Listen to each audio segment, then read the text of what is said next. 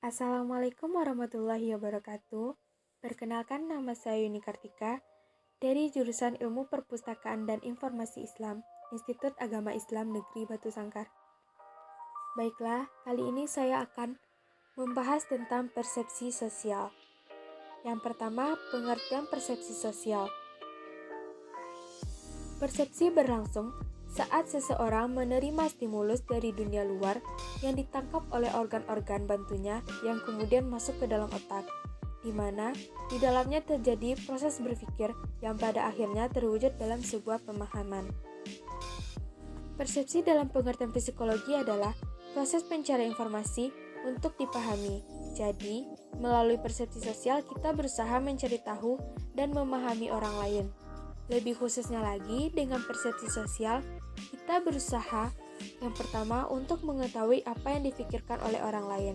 Yang kedua, membaca apa yang ada di dalam diri orang lain, seperti ekspresi wajah dan tingkah laku mereka. Yang ketiga, untuk mensesuaikan tindakan sendiri dengan keberadaan orang lain, berdasarkan pengetahuan dan pembacaan terhadap orang tersebut.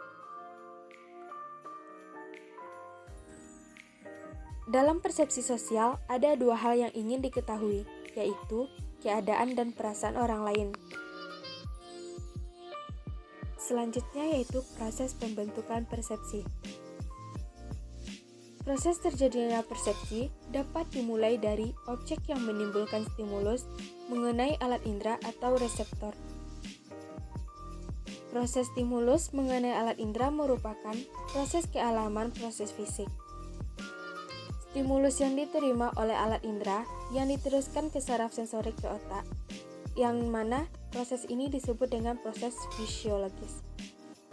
Nah, kemudian terjadi proses di otak sebagai pusat kesadaran sehingga individu menyadari apa yang dilihat, atau apa yang didengar, atau apa yang diraba.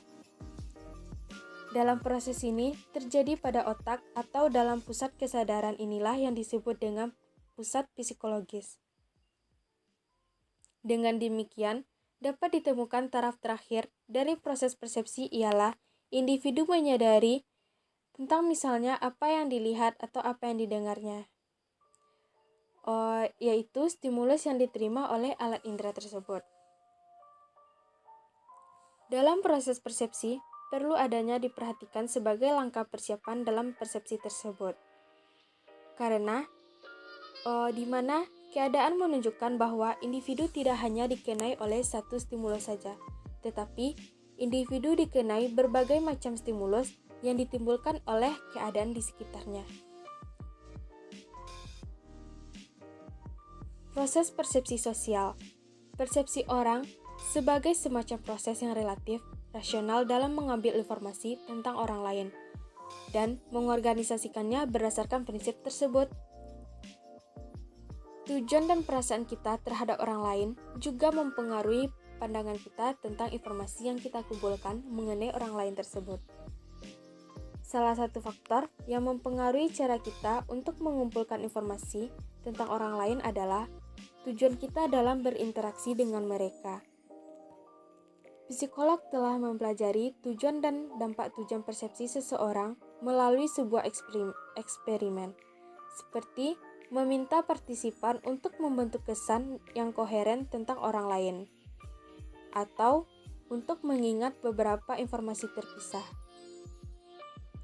Secara umum, dalam rangka membuat kesan, orang membentuk kesan tentang orang lain secara lebih tertara, apalagi tujuannya adalah untuk mengingat informasi saja. Persepsi sosial kadang-kadang serupa, sama atau seragam. Bahwa dijelaskan oleh Kenny bahwa ada perbedaan antara persepsi tentang orang atau person perception, yaitu yang pertama, objeknya lebih abstrak atau lebih hipotesis, sehingga orang cenderung memberi persepsi yang sama. Yang kedua, objeknya lebih konkret atau merupakan pengalaman pribadi.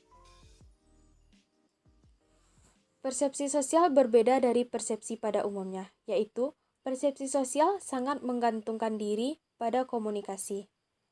Persepsi seseorang tentang orang lain sangat bergantung pada komunikasi yang terjadi antara keduanya.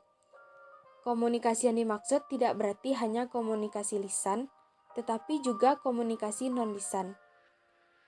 Nah, komunikasi non-lisan jauh lebih bermakna daripada komunikasi lisan dalam persepsi sosial. Dalam percakapan telepon, jika percakapan itu terjadi secara langsung antar pribadi, terjadilah proses saling memberi atribusi. Akan tetapi, bukan berdasarkan isi percakapan, melainkan berdasarkan nada suara, tekanan suara, atau isyarat-isyarat non-lisan lainnya. Baiklah, hanya itu yang bisa saya sampaikan dalam video kali ini. Terlebih dan terkurang saya mohon maaf. Assalamualaikum warahmatullahi wabarakatuh.